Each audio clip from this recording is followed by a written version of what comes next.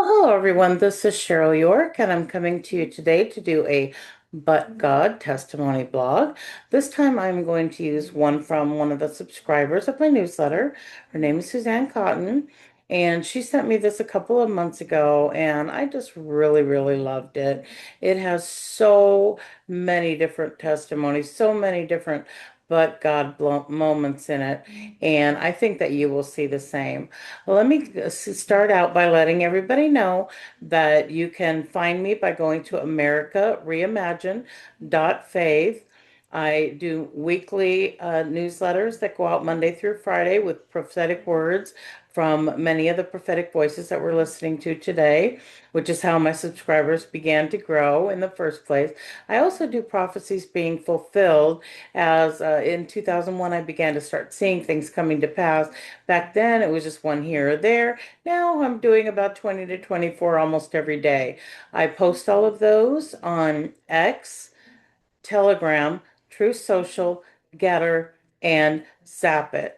And then I also created a Prophecies Being Fulfilled blog for those who refuse to get on social media and want to check that out. I add to that almost every day as well. All of these links you can find in my website as well as my email address. If you would love to send me a But God testimony that you would like me to share sometime, maybe even be interviewed for, then, go ahead and write me and let me know, okay? I'm going to go ahead and share my screen right here. Oh, wait a second. No, no, no, no, no. That was not what I wanted to do. Hold the phone. Share the screen. That, that, and that. Okay, this is the But God blog, and I started this back in 2024 of July, so almost 2 years ago. Quite a number of them are my own, but several have been sent in to me, and I've posted one as recently as I think last month, but this one Suzanne sent to me in March. It says March 24th of 2026, so it is a little bit lengthy, but I think if you really pay attention, you will be blessed by it because it has, as I said, so many different but God moments in this one testimony. So let me go ahead and get started. We called it What Faith Can Do, a Suzanne Cotton story. And she called it What Faith Can Do, or Don't Let Anyone Burst Your Bubble. Anyway, she wrote this down. And by the way, I just want to say, wow, what a wonderful writer. Okay. I did not write this. I asked her to share the testimony. She wrote this and sent this to me. And I just love even the way that it's been written. I mean, she could literally be a writer. So I love it. All right. This is a true story that actually happened to me, Suzanne says. On a Saturday morning, October 29th, 2005, my husband Bobby and I were enjoying some quiet time together. We were sitting on the couch in our bedroom, sipping coffee and discussing some teaching articles written by a minister, Andrew Womack, that I had printed off from his website. At 8:48 a.m., the telephone rang and registered the caller ID number as a local number in a small town considered to be a bedroom community about 10 miles south of our home. I answered the telephone and said hello. Back in those days, there were few cell phones, so almost everyone still had a home phone or a landline. And phone books were printed and sent out every year with names and numbers of all local businesses and of residents living in the area, unless a person had an unlisted number, which we did. There was hardly any spam or robocalls back then. So if you received a phone call, it was most likely from someone you knew. A frantic female voice blurted into the phone, "Do you have a bubble machine?" Referring to a somewhat large plug-in machine that one pours some liquid soap into and then it blows out bubbles high into the air. I did not recognize the voice, but I did have several friends from that area who call me fairly regularly, but I could not remember anyone whose phone number matched the last four digits on the caller ID. However, I answered truthfully, "Yes, I have a bubble machine." The woman exclaimed joyfully, "Oh, thank God. You were my last hope. I've called every store in the area, even the rental stores and everyone I know, but no one has a bubble machine. I was told to either try X, a larger city 50 miles away, or the bridal shops in town, but I don't have time to make a trip to X, which is the city that she didn't want to mention. You see, my 3-year-old daughter's birthday party is this afternoon, and my 6-year-old daughter today insists that we must have a bubble machine for her baby sister's birthday. She has faith that we will find one and has refused to believe otherwise. Right now, she has her fingers crossed that she does, like she does when she is praying to get what she wishes for. I said to the woman that I would have to go to our shop, referring to the workshop, a large building on our property that we use for storage and where my husband keeps his vast array of tools, to get the bubble machine, as it had been stored there since right after the tornado. We hadn't used it since, I told her, but I thought it still ought to work. Now, this is a side note that she's making. There had been a tornado in the year 2000 in the city where my husband and I reside, and our house had been destroyed with us in the house at the time, although we were not injured at all. After retrieving any possessions in the home that we could salvage, we transferred those items to our outside building that we jokingly called our shop. That had only suffered one broken window and was about 100 feet northeast of the house. Our bubble machine was one of those items. We had to have what remained of our house completely demolished and removed. Then my husband, who works in home construction, subsequently rebuilt the entire house, completing it in 2002. The woman asked, "Can I just rent the machine or do I need to buy it?" I thought that was an unusual question for a friend to ask since I'm always quick to loan anything I have. So I replied, "Why, neither. You can just use it or borrow it if it still works." She asked when she could come to get it, and I said, "Well, my husband and I are in the middle of a Bible study, which we'd like to finish. After that, I need to shower, get dressed, put on my makeup, and then try to find the bubble machine. How about in a couple of hours?" She seemed shocked at my answer and said rather uncertainly, "Well, okay, I guess." I could tell she was surprised about my answer and my request to give me a couple of hours before she came. I too was somewhat puzzled because as I walked to talk to the woman, sorry, I could tell she was desperate to get a hold of this machine and for some reason thought I had one. So she must know someone I knew who had told her to call me. Yet I still couldn't place her voice or figure out which of my friends she knew. Tentatively, I asked her, "Who are you?" She replied, "I'm Mary Smith." "I'm not using her real name for privacy purposes," she says.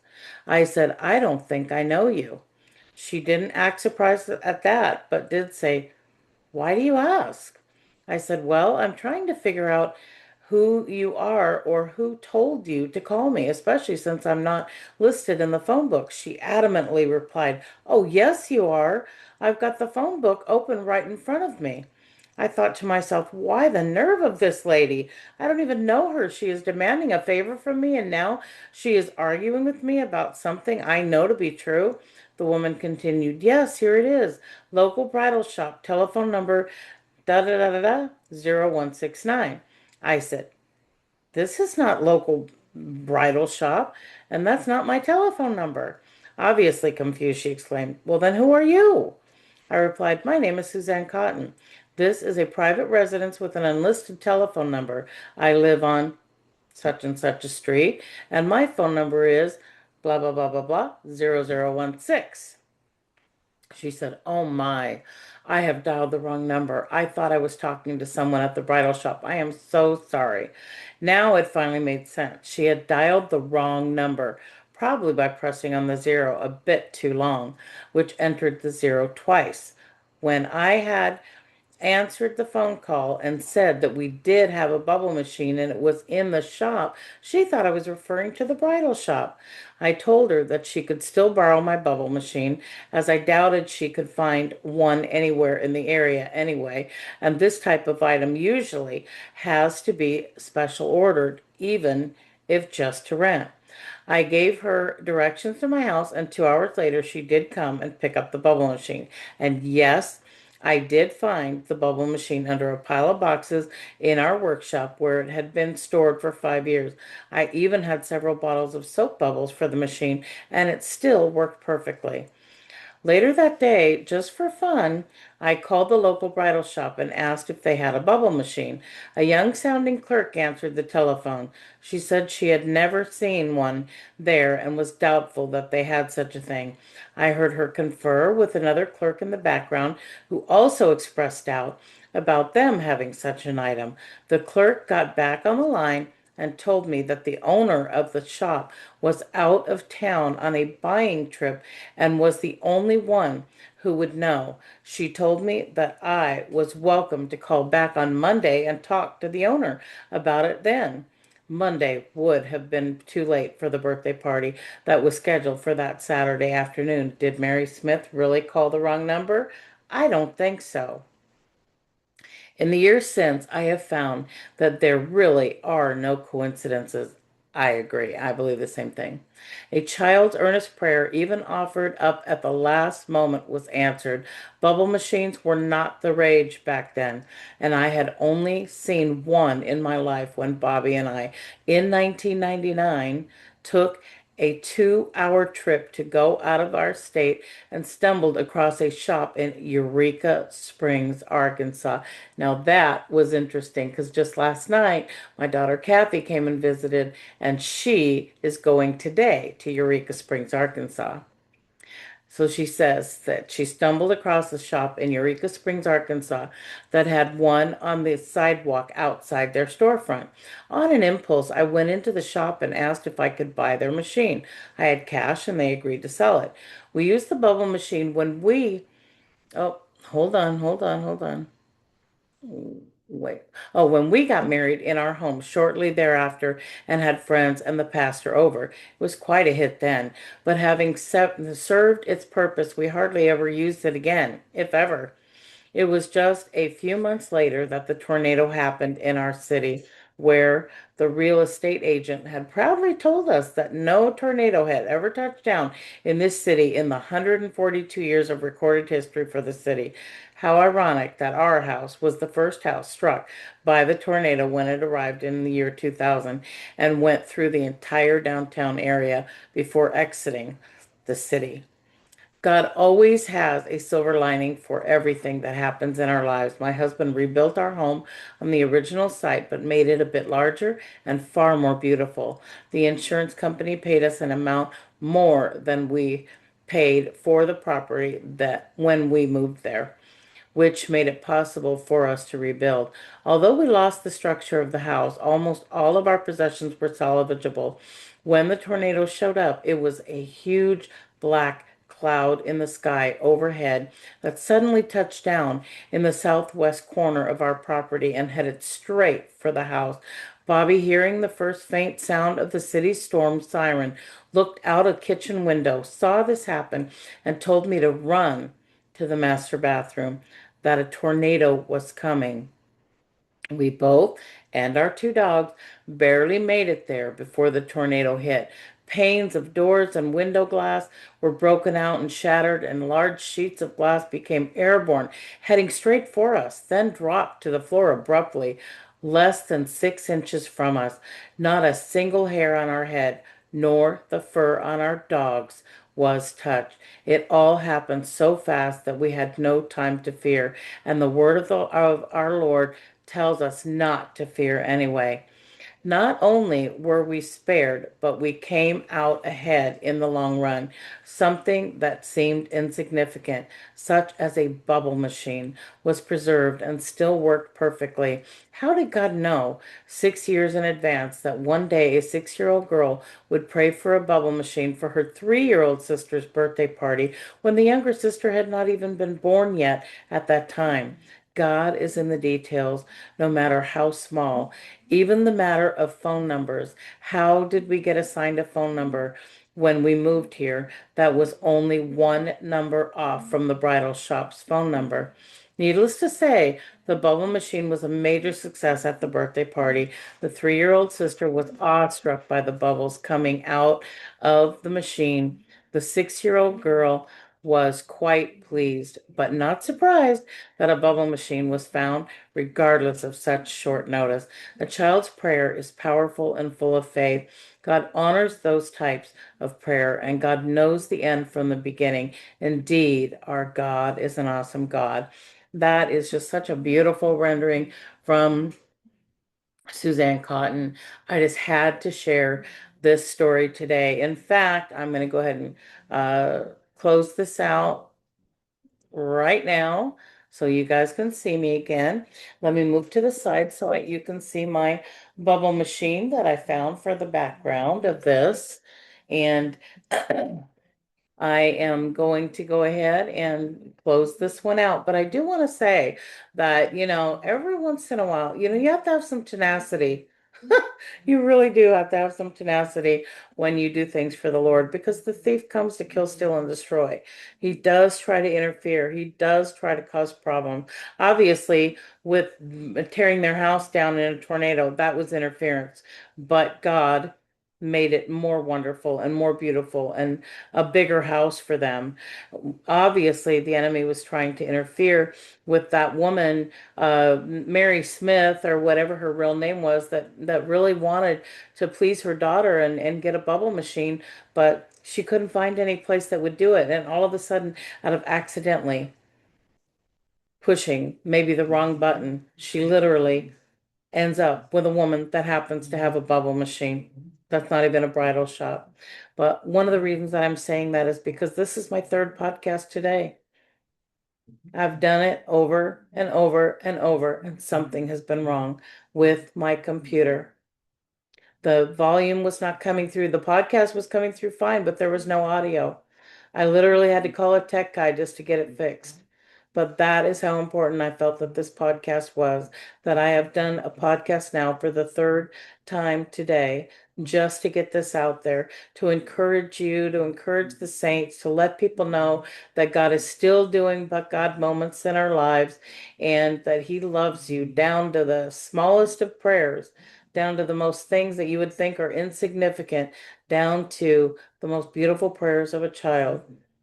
He wants to bring those things to pass. What is He looking for? Faith. Faith like a mustard seed. Love Him, praise Him, worship Him, and believe Him. And He will do the things that you need if you do not doubt. That's the significance of that, what that little girl did. She just, no, you can't talk me out of it. This is what God's going to do. This is what's going to happen. This is what we're going to have at my little baby sister's birthday. You could not talk her out of it. And that is the tenacity that you, as a believer, no matter what age you are, have to have in this day is, but God is going to do whatever He's going to do in our nation, whatever He's going to do with our president, whatever He's going to do with all the evil and the wickedness. God is working. He just wants you to believe Him and keep praying. And thank you so much for watching. Please like, subscribe, and share. Let others know. And like I said, if they want to go to my website, they can share a testimony, and maybe it'll be one that I post or that I interview somebody for. But definitely, let's get the testimonies out there and let people know that God is still, He's the same God yesterday, today, and forever. The things that He did in the past, He'll do for us. We just have to stand in faith and believe. Thank you all for stopping in and for watching this podcast. I certainly pray the audio goes through this time. Bye for now.